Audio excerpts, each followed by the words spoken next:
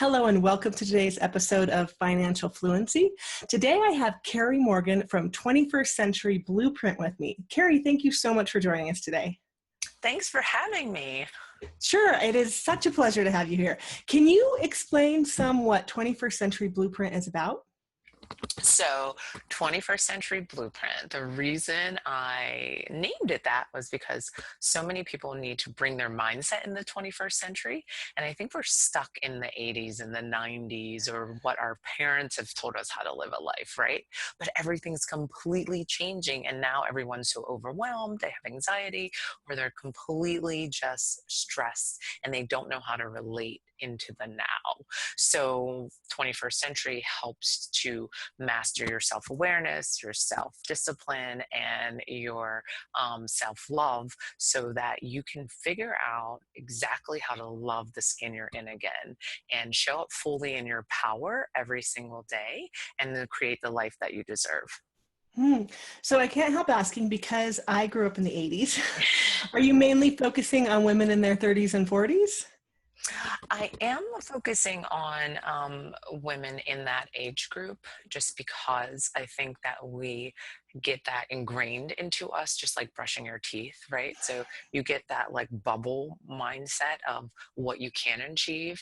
And if you are not open to just thinking a little bit differently, then you kind of get trapped. And that's where the struggle comes in, because you kind of compare yourself to what other people are doing and you feel like you really want that, but you don't know how to get there, right? Because your mindset's stuck. And it's well, being stuck plays a part of, you can be stuck, but you can also feel like, I want to move forward and I don't know how, because you have so much cluttered mindset going on that you don't have space for the new you to show up. Well, I do have to admit, as I've grown older, and especially since having children, you know those moments when you realize you're being your mother, say? Yeah. I've definitely had a few of those. And lately I have felt even more drawn than ever to the music of my childhood and my teenage year. You know, like my husband and I were watching the history of the Top of the Pops on YouTube the other day.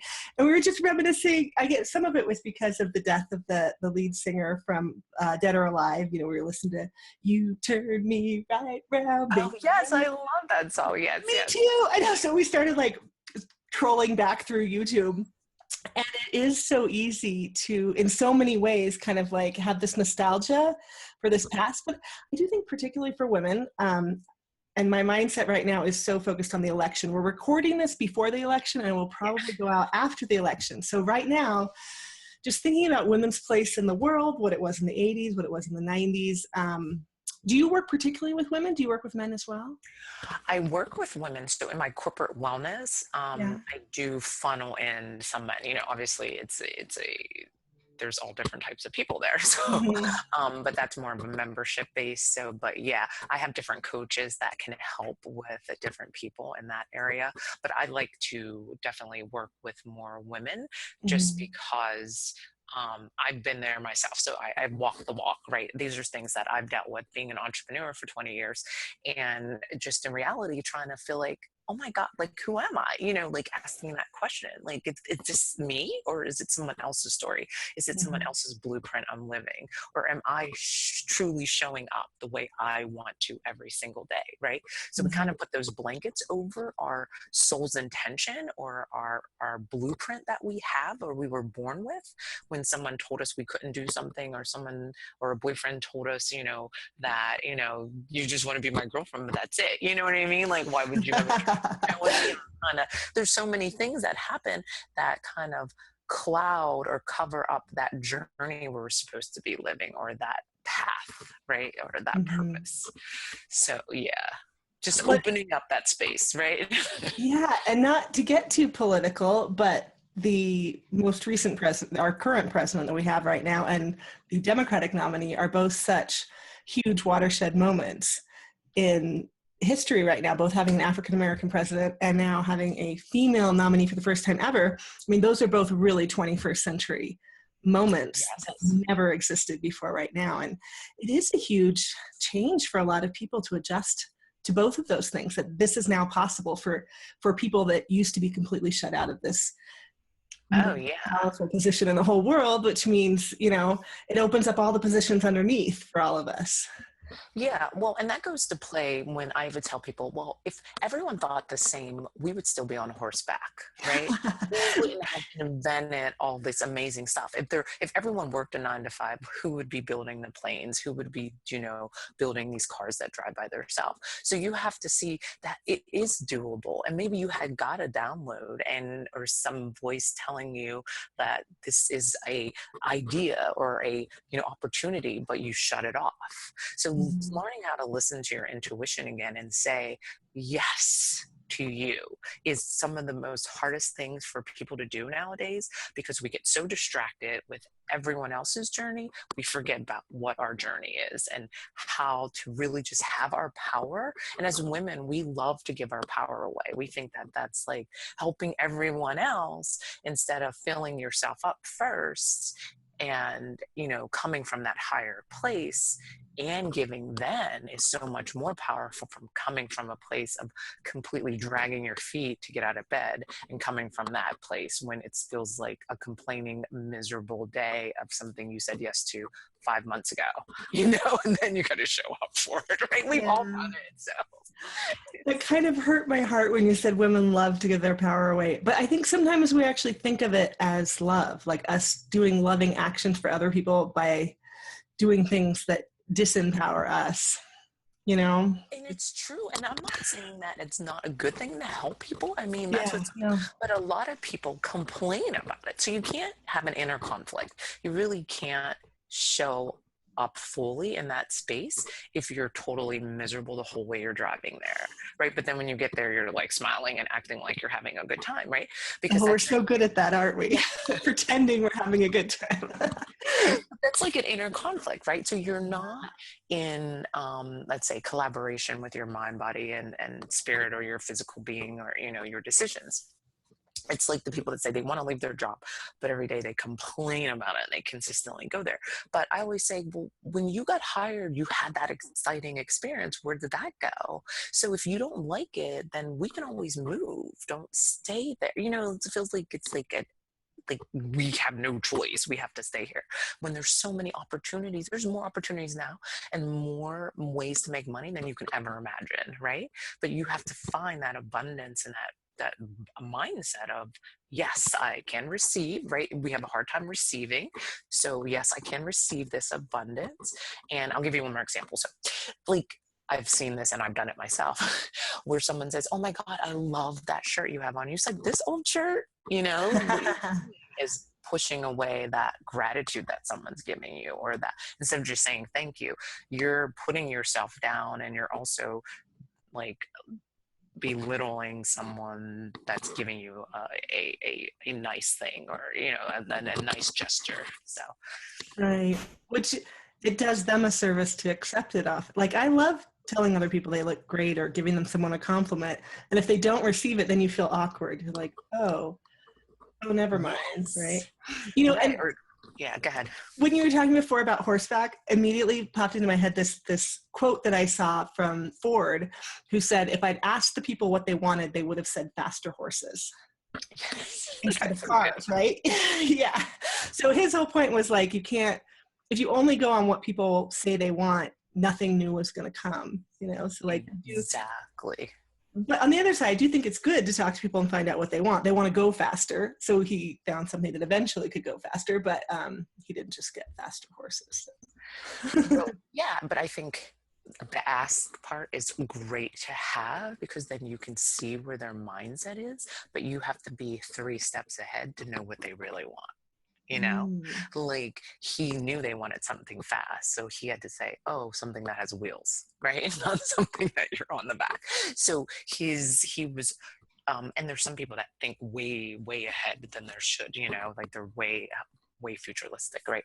But you have to know what they're ready for and kind of just be 3 steps ahead of what people really want, but they're not telling you, right? So how do you do that, Kerry? So you do that by really walking through the conversation with them, but I'm really intuitive on picking up their missing pieces. right? And connecting the dots. So I like to listen, give you about 15 minutes, and I can kind of map out exactly where your potential is and the action steps that you can take. But if for somebody that wants to do it at home, I would say if you're journaling for a month, or you go back in a timeline of what you really loved when you were a kid, that's more or less what you should be pulling into the future, right? Before Mhm. people told you what you could and couldn't do with your life. You know, there's certain things that kids like, some kids love animals, some kids love doing like, you know, playing, acting, and, you know, things like that, piano or music. And then somewhere along the way, they couldn't afford it, or, you know, their parents told them that's not the way you make a living. And so they dropped the love in their life. But finding that and bringing it into the now and kind of tweaking it a little bit to, you can do it an hour a day, or you can do it 15 minutes a day until it starts being a part of your normal existence or your normal day. You know what, Kerry? I have to tell you something that has come up over and over for me lately. So much so that I'm considering making a new, different podcast about it. Almost all of the women that I talk to about their finances have some secret creative passion that they put on the back burner that they aren't doing because of the need to make money. I feel like almost every woman that I have this kind of conversation with, not necessarily on the show, but when I Yeah. talk to women specifically about their finances and what's most comfortable for them to make money, like how they, whether it's, you know, what kind of structures to put into place to help them with their income, stuff like that. Almost all of them have, well, once I make enough money, then I really want to grab this thing that's been on this Yes. back burner for ages and bring it forward. And it actually really came to a head in the conversations that I have with people, with my friend Neve Arthur, who is from Lighted Up Video Marketing, and she does a bunch of stuff online. But we discovered we had both always wanted to be authors, and not Oh, nonfiction authors. We both always wanted to write fiction. So we're doing NaNoWriMo together this year. But we both talk, because she has a tailor-made online business course that she does for people too. And she said the same thing. Like, she keeps talking to women who are like, well, I want to do this MLM thing or this other thing to make money. And then once I have enough money for my family, then I'm going to do the thing that I love, rather than trying to find a way to bring it in now. And, you know, after reading Big Magic, did you read? oh yeah. I did not. I do have to though. Okay, you should read it. I read it a couple times, actually. I got it on audiobook and I listened through, and just the idea that you don't have to make your art or your passion financially support you. You can still do it Right. anyway. I was like, that's so brilliant. Like, I don't have to have, you know, the next great American novel and make money off of a novel. I can just Right. write a novel anyway and do it on the side of everything else I'm doing. So I just thought I'd Yeah. bring that up because it's come up so often lately when I talk to women. Is Yeah. And I that see part of that. them behind. I see that a lot too. And I think just by being in groups and just like listening and picking up is the reason I think that's mostly the reason why I started my summits, because I felt like women don't know what a normal day looks like, right? For people that are successful or people that really are living their dream. Okay. Our normal day is what we said yes to, right? And then Mm-hmm. it's so hard to undo your yes to bring in what you want, right? Because you're just like your same day, like the day you're doing now, you're going to keep doing for 5 years until you bring that new thing in, and then that starts to spiral into that momentum of what you want. And I think we still just can't understand that concept of, like, I did a whole video on what does your normal day look like. So there's people out there making $100,000 deals a day, and then there's people out there, you know, doing, you know, writing a book and getting on Amazon in 2 weeks. You know what I mean? So people's perception of writing a book is you need a publisher, it's going to take you 2 years, you know, instead of self-publishing, getting it out there, sharing your message, and then from there having a, you know, having a publisher come to you because you attracted this momentum from what you put out there. Do you know what I mean? Like drawing the people in instead of chasing, you know, something, right? So, you know, I just feel like our perspective is a little off. And that has to do with just history and what people have planted in us. But I think the 21st century is moving so fast, we have to bring our mindset in so we can catch up and we don't feel lost. And we don't feel like we're always comparing ourselves. So I just felt like that was a huge thing, and it keeps coming to me, right? So I'm like, okay, just do it. And stop like putting it off to the side, because I did that same thing too. Mm-hmm. So what does your day look like? Yeah, so my day is, I love to get up and set an intention, like journal, but I mostly do it in my head too. Like I just wake up and say, I'm so grateful for my breath. I'm grateful for my skin, my eyes. Like I go deep, like, like for my fingers, for my toes, like I just like say those little things to myself. So that's like an inner thing I like to do. And like grateful for my son, just like those simple little mindset shifts when I wake up. And then I'll journal. I'll make sure that I am doing some type of exercise. So I like to walk my dog in the morning. That's what I do. And then depending on if I'm having a day, like one day I'll break it into hours. Like if I'm doing podcasts and I want to do so many podcasts, I'll set everything up the night before so all my tabs are open, and then I could just go down there and do. You know what I mean? And like feel them all out. But I have it in my head as I'm, this night before that's what I'm going to do. And so depending on the day, like if I'm doing sales or people coming in or clients, then I'll do that in one day. I don't like to like have a whole bunch of little things going on each day. Like today was all my sales pages and my funnels, right? Because that was all one big system that I wanted to get done.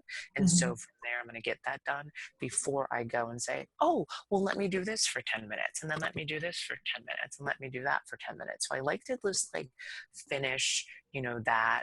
And if I go to an event, my next day would be follow-up calls and emails and, connections, but that would be all day. Right. So and then I'll do that same thing that next week because I want them to remember who I am. Right. So I have these things in my head that those are the things that I do. But between 4 and 6, I always make dinner every night. And I've been doing that for 20 years. And that's my time. And nobody comes in that time frame. Right. I try not to do anything unless I have to go to an event that I really want to. But dinner's made before I leave the house, So I do plan these concepts. But we sit down as a family ever since he was a baby. And that's a concept that I'm not like, and that's one of those things from history, but I feel like it's so important for families to sit down and have that time when everything's going zoom around you, just that connection, whether it's, what did you do today? How was your day? But you're enjoying a meal, and I'm putting my love and energy into the food that I'm creating. So that for me is almost like me doing yoga, which I love to do too, but but it's my calming, you know what I mean? I created that. But yeah, so that's my day. I like to do, like if I'm doing something, it's going to be on that day. Like it's one day is just for this, and then one day is for that. And that's how I kind of program it out. I think that's great. And I feel like a lot of productive and successful people do that, serious time blocking, not just like 30 minutes here and 15 there and 20 there, but doing like a 3-hour stretch of focused work on one type of thing. I think that's great. Yeah. I just get to, when I feel like, oh yeah, I'm done. You know what I mean? Now I can just like, that weight's lifted. It's not like stuck to you. So yeah, it's a lot of discipline, and yoga has definitely helped me with that. I'm not going to lie. That centered mindset, being in your skin and just holding a space, and you want to get out so bad, but you got to stay there is like, definitely, it was it was a big game changer for me. I would like to say that. Is that part of what you work with your clients on?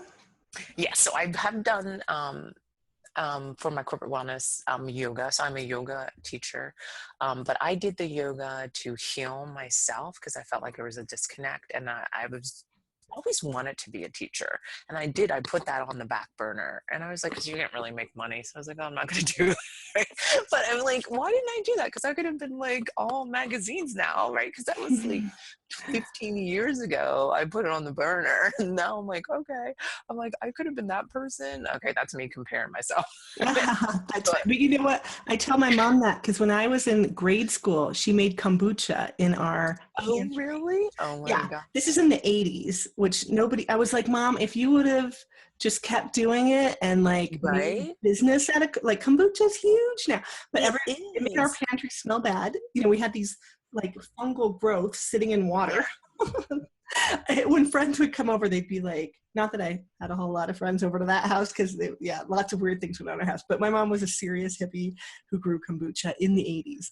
But That would have been awesome. That's what I mean. Like, we weren't confident. Like, I didn't know. I just knew I liked it. I didn't know it was going to be this trend, you know.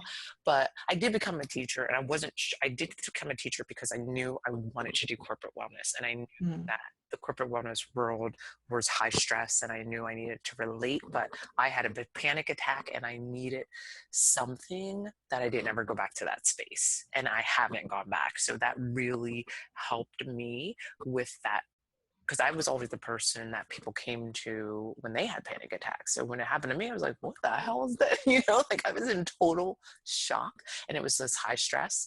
So I was like, okay, no, but it was me. It was my body and telling me this is not going to work. You know what I mean? Whatever you're doing, like, you're not listening, so we're going to shut you to hell down, right? So, were you in a corporate environment at that time when you had the panic attack? no, I was, we were entrepreneurs, so we were doing MMA events. So we were doing like the cage fighting events. We were promoters. We did that for 5 years in Atlantic City at the casinos. What's MMA stand for? Okay, so mixed martial arts, like the UFC fights. Okay. Yeah, so That is a world I do not know much about. Okay, tell us about this. This is interesting. Okay, so MMA is like UFC fighting. We were promoters, so we had a partner, we had to buy him out. He was crazy. So then we had the whole company to ourselves, right? So it was like my husband had to learn fighter stuff, which we're business, he's business. So he had to learn all the fighters, which I dealt with making sure they got on time. They needed 4 pieces of paper that went to the state of New Jersey that had to get approved by physicians that never filled it out, right? So can you imagine? So that's 60 fighters every 6 weeks. They had to be on time. They had to be weight. They had to sell tickets. I had to sell merchandise. I had to make sure the employees were there. I mean, I had to make sure the ring cards were there, buy the weight and buy the big, like the WFC, like what is those big belts, the buckle thing, yeah. Like on those fake wrestling, yeah. So I had to buy those, and I did P&L. So I literally was the VP of everything, right? But when I get stressful, I lose weight. So I got really skinny, but I was doing a lot of like training, like kickboxing. So I felt healthy. But then when the panic attack happened, I knew it was just like that inner conflict thing. So I said to myself, if this is happening to me and I'm creating and I have I really have control of my life if I want to do something or not. I'm like, what is everyone else doing? How are they like relating to life? So I said, I need to be helping people. I just felt that like need to be able to get my message out there and start creating. So that's why I was so drawn to the yoga, because I went back in my timeline and kind of said, when was I the happiest? What made me feel like I was connected? And that was that. And so from there, I just grew into it. And, it was me creating that space for what I needed.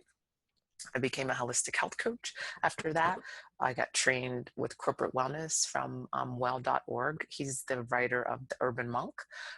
He has a course, and he did a video for me because I was like one of his top students. So, and I just like, okay, so now I'm ready. It's like, I know everything's lining up for me because the opportunities have been so amazing. Like if I say something, it like shows up. Do you know what I mean? So I know this must be the right path, because I've been like everything. If I say it, if I wanted to meet somebody, like in 2 weeks, that email will come up and that person's a speaker, or something, and I go. So, I mean, it's been a journey, but going from the MMA to the wellness, it's really crazy. But what I have learned from that is a fighter could be in a fight and they could be losing like all the rounds and then win in the last 2 minutes of the fight. So that mentality of knowing no matter what, you have that win in you. You just got to pull it out when you're completely down and all the chips are away from, like, there's no one betting on you and it's just you and your heartbeat. You have to pull it out, so that brought in a really powerful like mindset for me to wrap around, and just, all the stuff like that happens in a live, like we dealt with Live Nation. So being in a an entertainment business, like stuff just changes, like nothing's going to work the way you think. So having to deal with that and live it every 6 weeks, it really helped me. It helped me get laser and just like, okay, do the work, just show the hell up, right? So the MMA fights, are they real fights or are they like made Yes. up? They're real No, fights. Okay, so it's different from that like wrestling. yeah. Oh, But okay. they get the same like belt if they win. It's totally real. It's like if you're wrestling and you want to move on and do something, they, you know, you can turn into a UFC fighter. If you do the Brazilian jiu-jitsu, you know, they fight, and you know, so it's all different. You can do all different types, or just boxing, you know, that type, but it's totally real. We had a lot of fighters that are now in the UFC or have been in the UFC and fought. What's the UFC? Oh, so the UFC is huge. It's like on TV now, and they have like on pay-per-view. It's like Ultimate Fighting Challenge. yes. Is that what, okay, I have actually seen that. Okay. Yeah. I was like, oh, I'm so out of this world. I don't know what all these acronyms mean. But that one, I think I have. It's just the initials of the Okay. So, but yeah, it's huge. So we had some of the referees, you know, at our events and refereeing for us. So it is real. But that experience of being in that environment and having to change and do all that has really made me the person I am today. So you definitely learn from your experience. Yeah. That's a very interesting journey. I've never met Is. anyone else who's been in that. It's so crazy. What else have you done that's led you to this point? Well, so doing the yoga and all that, but before that, my husband was in the poultry industry, so that's helped a ton, right? Because I know all the secrets about the chicken and all the stuff that you should eat and what you shouldn't eat, and like lunch meats and all that. So he's been, you know, in that industry before we were in the MMA, so learning like the manufacturing and that concept of what meat costs before it gets to the grocery store, you know what I mean? And then that, so I've learned a ton of just like how to make passive income or just make income on different you know, off of one type of product on both ends. Yeah, so I've learned a lot on that. It's really been amazing. My husband and I have been in beef for 14 years. We're just leaving the ranching industry right now. Okay. Actually, so I totally know what you mean. It's interesting. And it's interesting. I don't know. Here we call it the on the hoof, off the hoof, you know, live versus the actual meat that you get. Yes. Truly kind of different industries.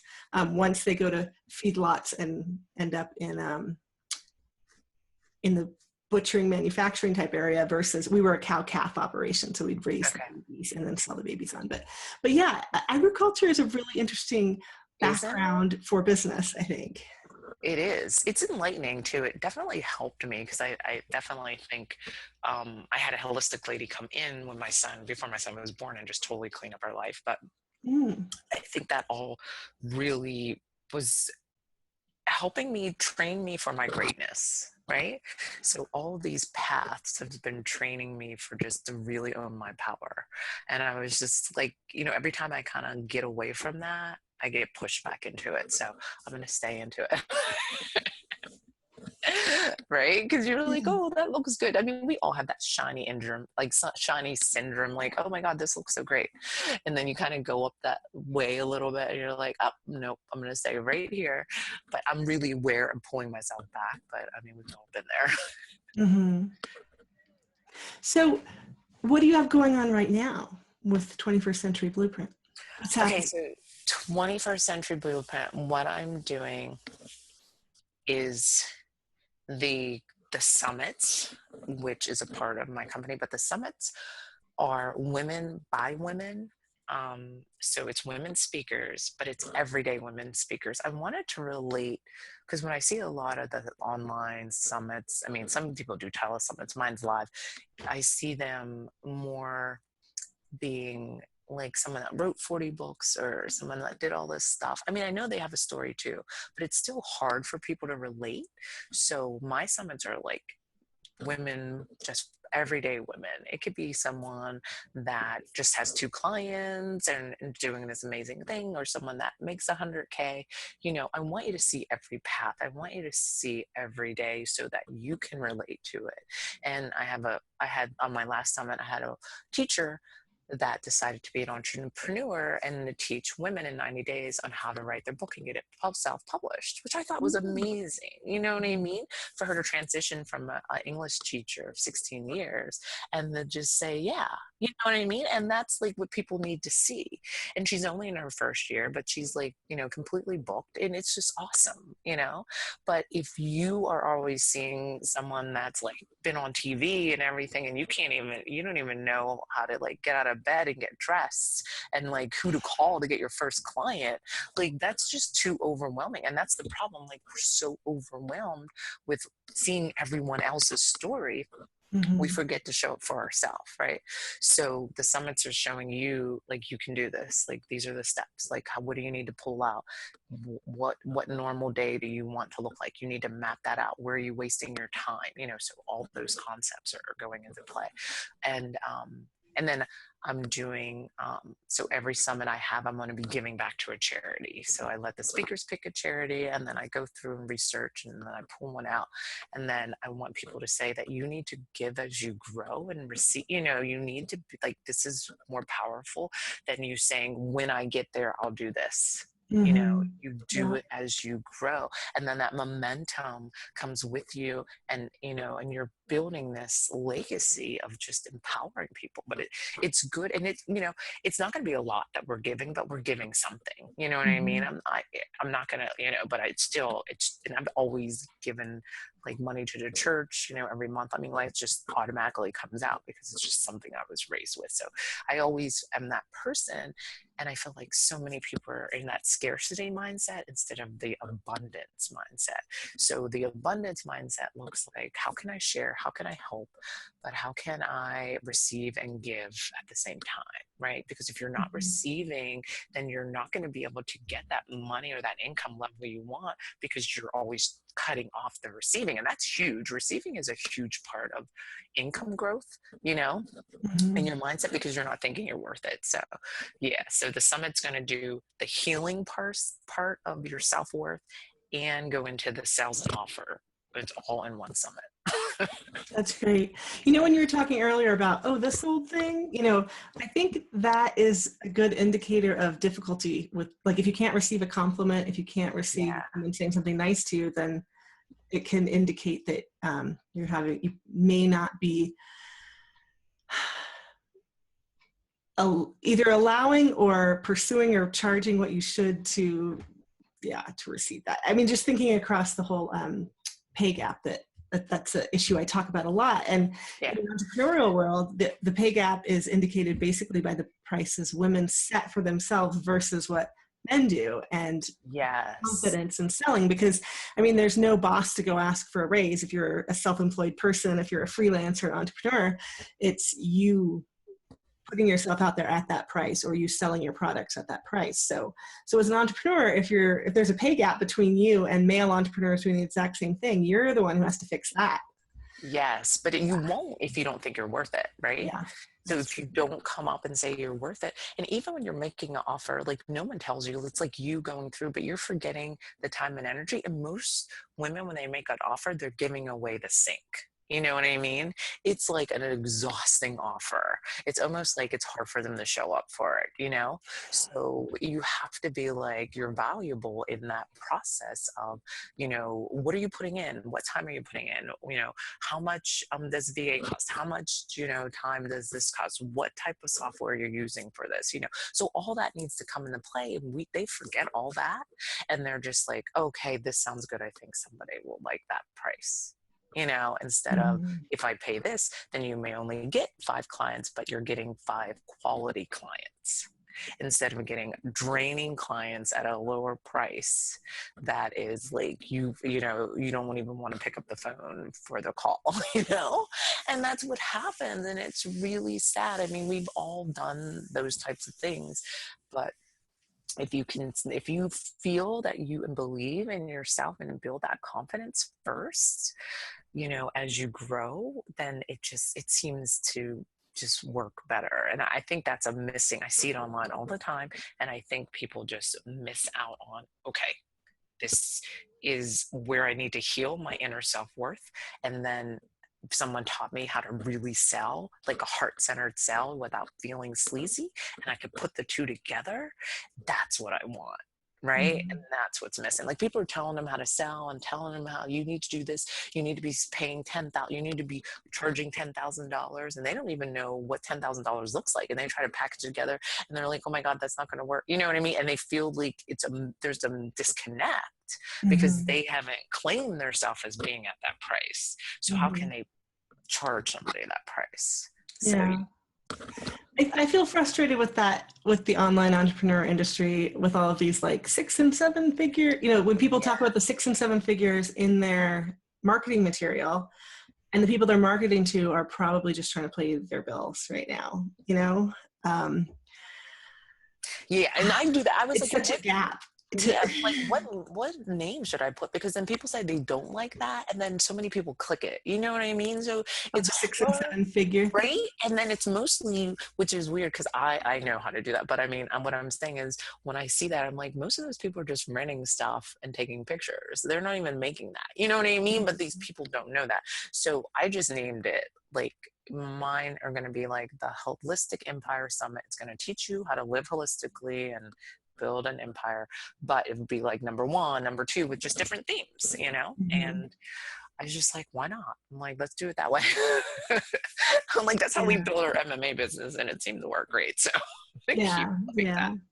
Well, I think my worry with that too is just the people that those words appeal to, I think are people who might look at it kind of like, oh, it's like the lottery, like starting business, and then next year I'll be making 10 grand a month, without necessarily thinking through like what it is they're offering and who they're offering it to and how it's all going to fit together with their life and work. And that is true. Like, let's talk about the first $1,000 you make or the first $100 you make first before we start thinking about 6 or 7 figures.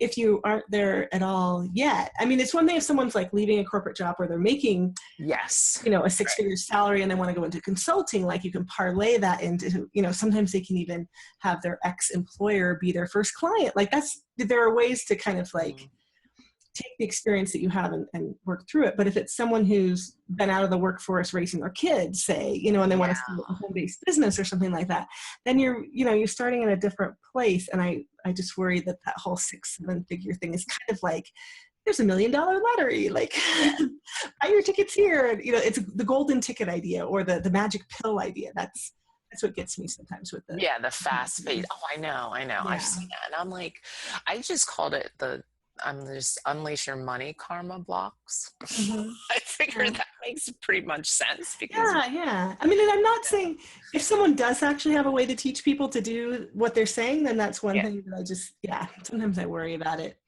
It's really false advertising. Some of the women who come to me for help with money have spent $10,000, $20,000, $30,000 on coaches and programs, at the end of which they still aren't making regular income to pay the monthly payments on that debt, and that I see as a real problem. So I think a lot of people are getting there. Here's what this comes to is them not feeling good enough to take the steps on their own. Do you know what I mean? And show up. So they get talked into these situations where they feel like they need that to be successful, right? And so I think I forget who told me this, but somebody said it's like they're paying to be in a country club. Do you know what I mean? Right? Just to say that you're in that course or, that person was your mentor and that's supposed to bring business in, but it doesn't. You know what I mean? Because then you're out of it. And then what happens? So I do think some communities I have a few groups that I've joined where I was like, this community is worth the price of admission but they're not the $30,000, $40,000 ones. That's what I'm thing. Yeah. They go for those big high ones, like, because they feel like, oh, it's like a country club and like a private exclusive, and that. Yeah. And, or they don't leverage the opportunity of the other people there. Do you know what I Yeah. mean? And so there is things that you can do if you're at that price point, right? Like you could make them I don't people. know. I'm not at that price point. Or other people that pay that, I'm sure they end Yeah. up connecting and making like some type of like offer for like the inside. I don't know, it's got to be something. I just felt like, I don't know, I feel bad for people that get taken advantage of online, and I feel like it's happening a lot. Yeah.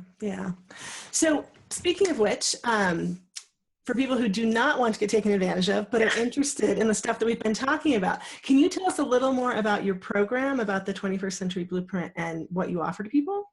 Okay, so I offer, it's a like self-sabotage 4-week session. It helps you to implement actions, and it helps you to let me say, unleash your superpower. So it's just a 4-week session. It's pretty easy, and it's private coaching and regular group coaching in the 4 weeks. And it's a jumpstart to get you to fully own your power and be more aware and have more discipline and have more self-love. Because with those 3 foundational strengths in your mindset and having that in your character, you can make better decisions. So it's about making that right decision at the right time for yourself and staying in that decision and not waffling, and that type of thing. Okay, that sounds interesting. And where can people find you? Okay, so 21stcenturyblueprint.com is my website, and I do have a business page that I'm fixing, but 21st Century, and it has a quiz on the end. There's a quiz over there for people to take. But I'm so glad we managed to do this tonight. It's been great. Awesome. Kerry. Thank you so much for having me. I feel honored. Thank you. Oh, thank you so much for being here. I learned a lot about mixed martial arts and about Ultimate Fighting Challenge, all kinds of things. That sounds like a really exciting business life you've had. Yes, it has. It definitely has. Awesome. And I'm going to go check out your quiz myself. Okay, great. Thank you. That's awesome. Right. And thank you for being here. Bye. Bye. A lot of these limiting beliefs, that we kind of paper over now, like to be positive, they're not something that I've made up. They're real.